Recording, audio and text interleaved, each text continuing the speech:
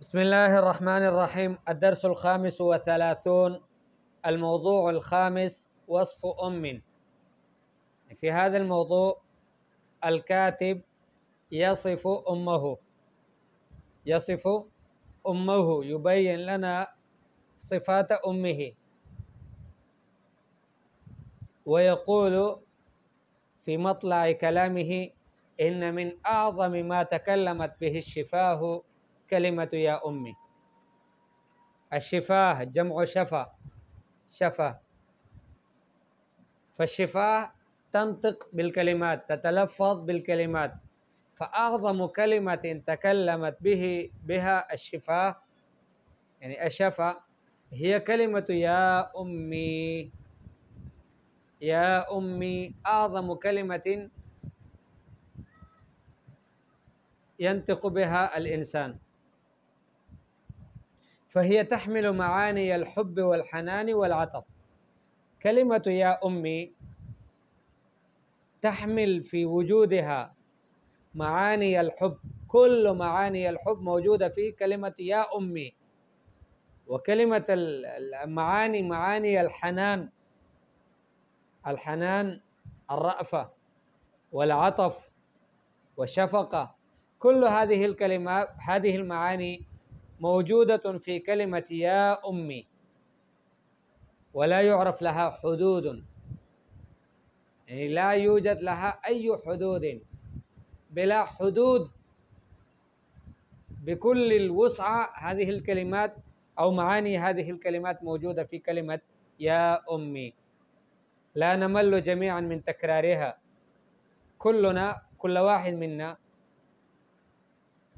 لا يمل من تكرار كلمة يا أمي. الخيار لك، كم مرة شئت كررها لن تمل من كلمة يا أمي، بل تزداد كل يوم ارتقاء وسموا ورفعة. معاني هذه الكلمة كل يوم تزداد ارتقاء.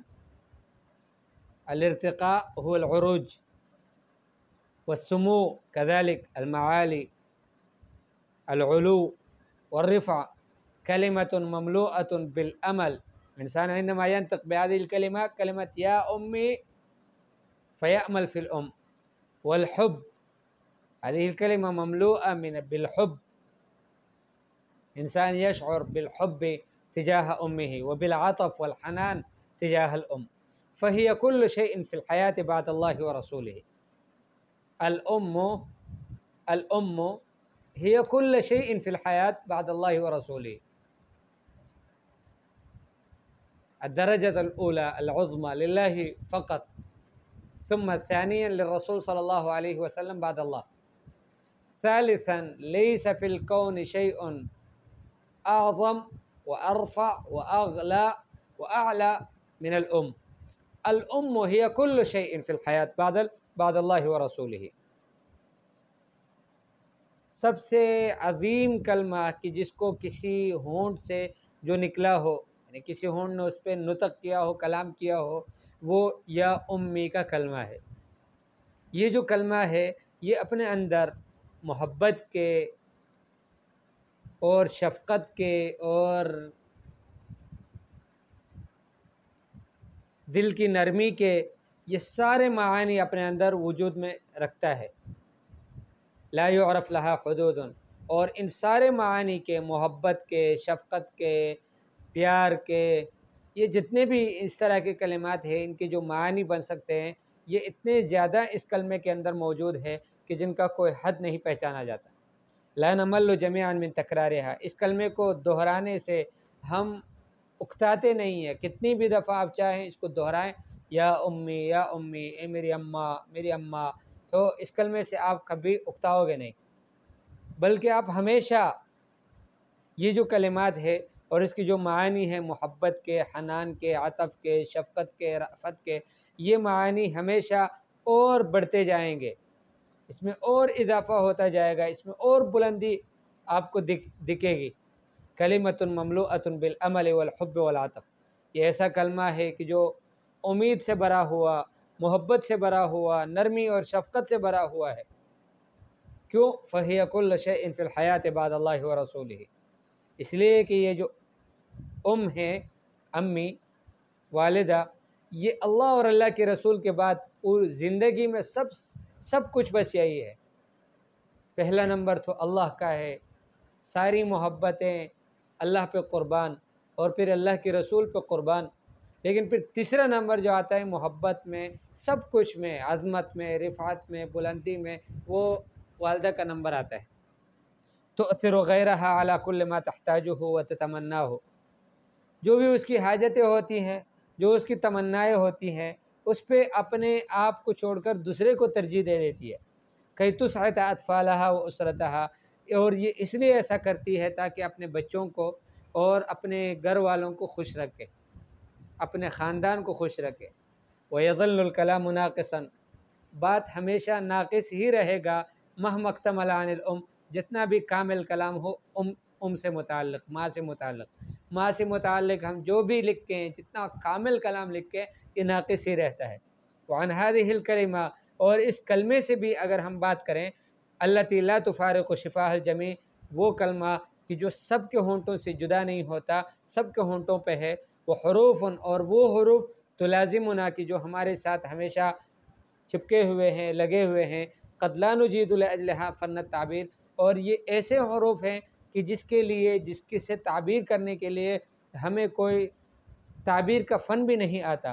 لأنه ينتهي عندما نبدأ بوصفها، اس لیے کہ جب ہم ماں کے وصف کو ہم شروع کرتے ہیں تو یہ سارے حروف، یہ سارے تعبیرات اور یہ سارے کلمات جتنے بھی ہیں، یہ اس وقت اس کو ابھی شروع نہیں کیا اس کی تعریف کو، کہ یہ وصف، یہ جو کلمات ہیں تعبیر کی، یہ سب ختم ہو چکے ہوتے ہیں۔ لیکننا نجید لغت الانحناء، لیکن ہم ایک اور زبان جانتے ہیں کہ جو جھکنے کا زبان ہے، کہ ہم جھک جائیں لتقبیل التي كانت بالنسبة لكل الابناء الارض المعطاء، کہ ہم جھک جائیں اس کو چھومنے کے لیے، اس کا بوسہ لینے کے لیے، کہ جو سارے بچوں کے لیے ایسی تھی کہ اس کی حیثیت ایک عطا کرنے والی زمین کی طرح تھی، کہ بس وہ دیتی رہتی ہیں، لیتی کچھ نہیں ہے، دیتی سب کچھ ہے اور خوب دیتی ہیں، اس طرح اس کی حیثیت تھی۔ تو اس ماں کے سامنے اس کو چھومنے کے لیے اور اس کا بوسہ لینے کے لیے جھکنے کا جو زبان ہے، یہ ہم جانتے ہیں، دوسری کوئی تعبیر، کوئی فن ہمیں کچھ بھی نہیں آتا۔ ایک بہترین انداز میں کاتب نے اپنی اماں کی اور ہر ماں کی اس کی ایک وصف کو بیان کیا ہے۔ پھر آگے حافظ ابراہیم کے اشعار پہ انہوں نے اپنی بات کو ختم کیا ہے۔ حافظ ابراہیم کے اشعار ہے: الام مدرسۃ اذا اعددتها اعددت شعبا طیب الاعراق، الام روض ان تعہدہ الحیا بالری اورق ایما عراق، الام استاذ الاساتذۃ الاولی شغلت مآثرهم مدى الآفاق۔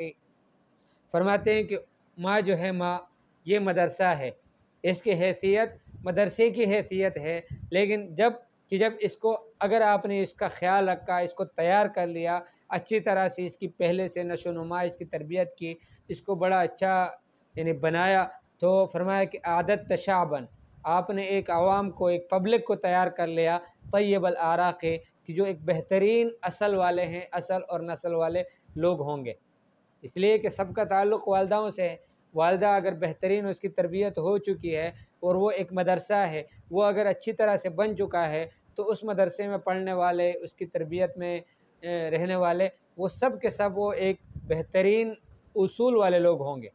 الام روض، ماں جو ہے یہ ایک باغ ہے، بستان ہے، ان تعہدہ الحیا، اگر اس کا خیال رکھا بارش کے پانی نے، الحیا سے مراد المطر، الماء، اگر اس نے اس کا ساتھ دیا، اس کا خیال کیا، بری ہے، اس کو سیراب کرنے کے ساتھ، اورق ایما عراق، تو اس سے پتے پیدا ہوں گے، بہت سارے پتے، اس پہ پتے آئیں گے، یہ بہت کھل جائے گا اور خوبصورت بن جائے گا، یہ پورا باغ بن جائے گا۔